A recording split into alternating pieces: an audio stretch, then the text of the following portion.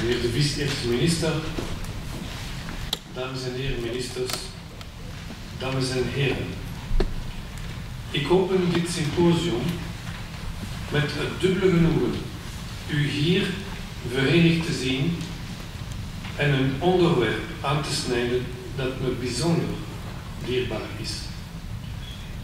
Deze van de toekomst van onze jonge generaties.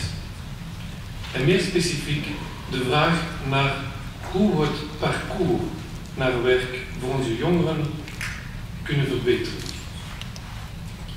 Doorheen onze diverse activiteiten delen wij dezelfde zorg en hetzelfde doel.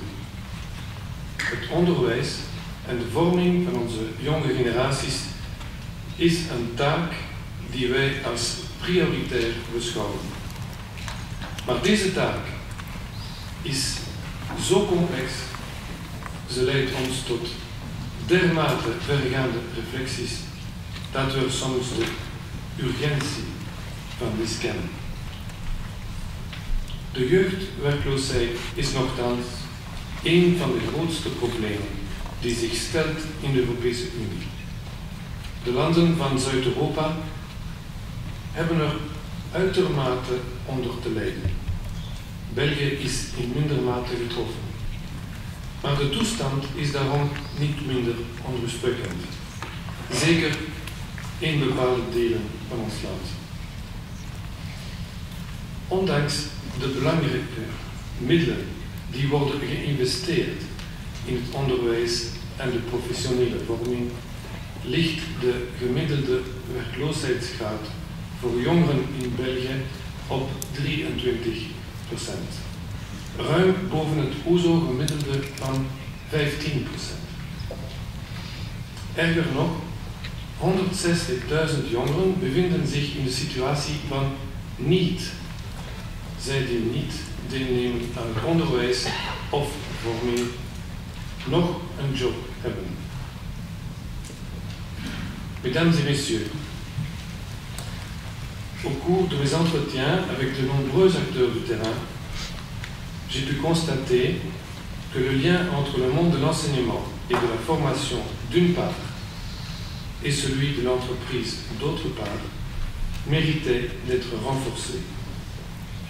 Ces deux mondes, celui du savoir et celui du faire, doivent se rapprocher pour s'incarner dans un savoir-faire et même un savoir-être innovant. Cette recette de l'enseignement et de la formation en alternance est appliquée avec succès dans certains pays germanophones,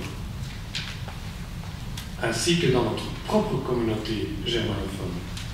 C'est pourquoi nous avons effectué l'an dernier une visite de travail en Allemagne en présence de plusieurs ministres et acteurs clés.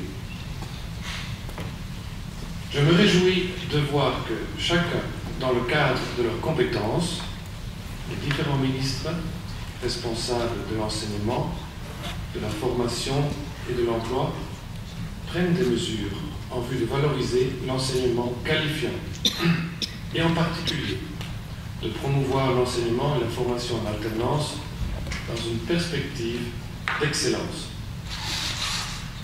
J'ai l'impression qu'une nouvelle dynamique a été lancée.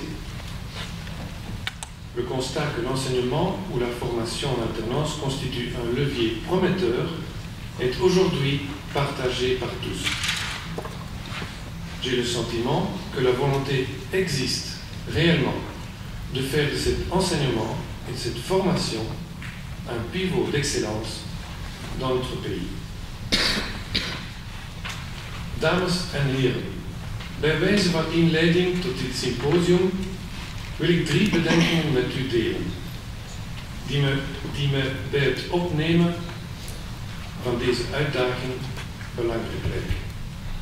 Voor eerst lijkt het me essentieel om verder actief bruggen te bouwen tussen alle acteuren. De wereld van het onderwijs en van de opleiding en de wereld van de ondernemingen hebben elk een identiteit, een cultuur, een rationale. Het werkwekleren bevindt zich op een kruispunt hiervan. Verschillende organisaties en instellingen, verschillende bevoegdheden, doorkruisen elkaar. Zij dienen zich daar ook daadwerkelijk te ontmoeten. We moeten ervoor zorgen dat echte synergieën tot stand komen en vooral geen nieuwe scheidingslijnen. Indien wij, naar het voorbeeld van onze Duitse buren, alternerend onderwijs en vorming naar een niveau van uitmuntendheid willen brengen, dienen we onze krachten te bundelen. Vervolgens ben ik ervan overtuigd dat het succes van de formule afhangt van haar eenvoud en haar gebruiksvriendelijkheid. Indien wij de jongeren, de bedrijven, de onderwijs- en opleidingsinstellingen willen motiveren om deel te nemen aan het duaal leren, zal het systeem eerst en vooral begrijpelijk, verstaanbaar en aantrekkelijk moeten zijn.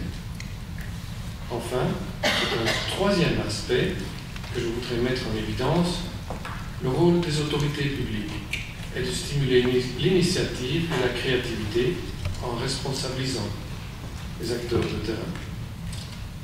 Là où la formation en alternance fonctionne bien, l'initiative vient aussi du terrain. Mettre les professeurs en contact direct avec les entreprises de la région. Inciter les entreprises et les écoles à coopérer de façon concrète au niveau local. Inviter les communes et les instituts de formation à faciliter cet échange et à s'inscrire dans le système. Voilà quelques pistes déjà mises en pratique ça et là et qui méritent, me semble-t-il, d'être approfondies. Meine Damen und Herren, zu Beginn erinnerte ich an das hohe Maß an öffentlichen Mitteln, die für das Bildungswesen in Belgien eingesetzt werden. Jede unserer Gemeinschaften arbeitet aktiv an einer besseren Qualität und größeren Gerechtigkeit unserer Bildungssysteme. Und das mit einer Vision von Exzellenz vor Augen. Die Einführung und Aufwertung eines Systems der dualen Ausbildung erfordert eine Zusammenarbeit mit den Regionen sowie mit den Wirtschafts- und Sozialpartnern. Die Verbesserung der Qualität unseres Bildungswesens sowie die Unterstützung der Jugendlichen auf ihrem Weg hin zu einer Anstellung sind von höchster Priorität. Wir sind aus der Dringlichkeit dessen bewusst. Bildung und Ausbildung sind die Pfeiler unserer Gesellschaft.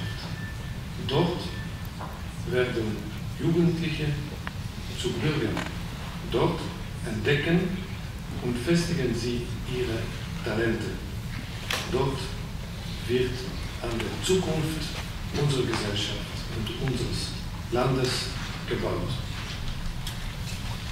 Meneer de vice-eerste minister,